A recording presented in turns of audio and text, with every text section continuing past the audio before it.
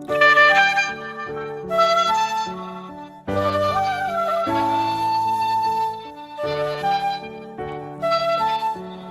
All, welcome back to my YouTube channel. ನಾನು ನಿಮಗೆ ಇವತ್ತು ವೀಕೆಂಡ್ ವ್ಲಾಗ್ನ ಶೇರ್ ಮಾಡ್ಕೊಳ್ತಿದ್ದೀನಿ.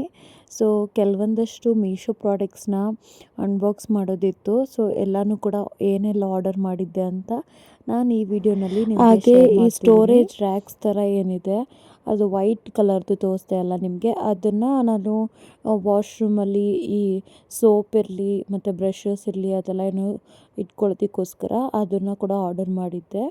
ಹಾಗೆ ಒಂದಿಷ್ಟು ರೋಸ್ಮೆರಿ ಲೀವ್ಸ್ನ ಕೂಡ ಆರ್ಡರ್ ಮಾಡ್ಕೊಂಡಿದ್ದೆ. So one of the colleague ನನ್ನ ಆಫೀಸಲ್ಲಿ ಸಜೆಸ್ಟ್ ಮಾಡಿದರು. ಅವರು ರೋಸ್ಮೆರಿ ಲೀವ್ಸ್ನ ಯೂಸ್ ಮಾಡ್ತಿದ್ದಾರಂತೆ, ಹಾಗೆ ಹೇರ್ ಗ್ರೋತ್ ಕೂಡ ತುಂಬ ಚೆನ್ನಾಗಿದೆ ಅಂತ ಹೇಳಿದ್ರು.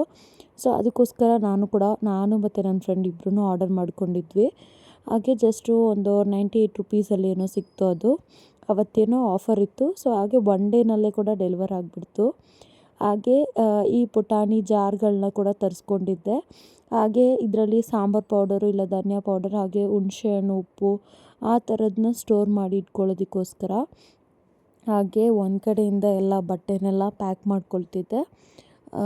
ಬಟ್ಟೆನೆಲ್ಲ ಜೋಡಿಸಿಡ್ತಾಯಿದ್ದೆ. ಹಾಗೆ ಕೆಲವೊಂದಿಷ್ಟು ರೇಷನ್ಸ್ನೆಲ್ಲ ತೊಗೊಂಡು ಬಂದು ಹೀಗೆ ಈ ಮನೆಗೆ ಹೊಸ್ದಾಗಿ ಬಂದ್ವಲ್ಲ, ಸೊ ಆವಾಗ ಸುಮ್ಮನೆ ಸದ್ಯಕ್ಕೆ ಅಲ್ಲಿ ಜೋಡಿಸಿರೋಣ ಅಂತ ಜೋಡಿಸಿಟ್ಟಿದ್ದೆ.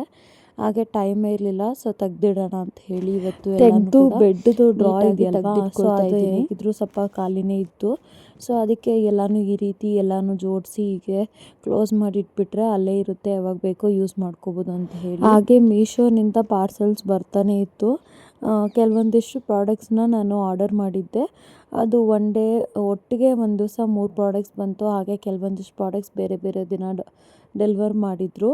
ಸೊ ಇದು ಬಂದು ಫ್ರೂಟ್ ಬೌಲ್ ಹಾಕಿಡೋದಕ್ಕೋಸ್ಕರನೂ ಯೂಸ್ ಮಾಡ್ಕೋಬೋದು. ಹಾಗೆ ಆನಿಯನ್ ಪೊಟ್ಯಾಟೊ ಆ ಥರದ್ದು ಕೂಡ ಇಟ್ಕೋಬೋದು. ಸೊ ಬೇಗ ಆನಿಯನ್ ಎಲ್ಲ ಏನೂ ಹಾಳಾಗಲ್ಲ. ಸೊ ಅದರಿಂದ ಈ ರೀತಿದು ಒಂದು ಚೆನ್ನಾಗಿರುತ್ತೆ ಅಂತ ಹೇಳಿ ಆರ್ಡರ್ ಮಾಡಿದ್ದೆ. ನಂಗೆ ನಿಜವಾಗ್ಲೂ ಕ್ವಾಲಿಟಿ ಎಲ್ಲನೂ ಇಷ್ಟ ಆಯಿತು. ಹಾಗೆ ಮೀಶೋನಲ್ಲಿ ಎಲ್ಲ ಪ್ರಾಡಕ್ಟ್ಸು ತುಂಬಾ ಚೆನ್ನಾಗಿರುತ್ತೆ.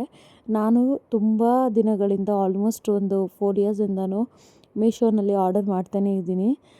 ನನಗಂತೂ ಎಲ್ಲ ಪ್ರಾಡಕ್ಟ್ಸು ಸಖತ್ ಇಷ್ಟ ಆಗುತ್ತೆ. ಹಾಗೆ ಪ್ಯಾಕಿಂಗ್ ಕೂಡ ನಿಜವಾಗ್ಲೂ ತುಂಬಾ ಚೆನ್ನಾಗಿ ಪ್ಯಾಕ್ ಮಾಡಿ ಕೊಟ್ಟಿರ್ತಾರೆ.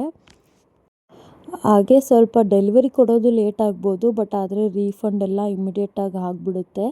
ಸೊ ಏನಾದರೂ ಕೆಲವೊಂದು ಸಲ ಯಾವಾಗಾದರೂ ನೆಟ್ ಸರ್ವರ್ ಇಶ್ಯೂಯಿಂದ ಮೇ ಬಿ 3 ಡೇಸ್ ವರ್ಕಿಂಗಲ್ಲಿ ಆಗುತ್ತೆ ಅಂತ ಹೇಳಿರ್ತಾರೆ, 3 ವರ್ಕಿಂಗ್ ಡೇಸಲ್ಲಿ. ಸೊ ಅದೊಂದು ಸಲ ಯಾವಾಗಾದರೂ ಒಂದೊಂದು ಸಲ ಆ ರೀತಿ ಪ್ರಾಬ್ಲಮ್ನ ಫೇಸ್ ಮಾಡಿದ್ದೆ ಅಷ್ಟೇ.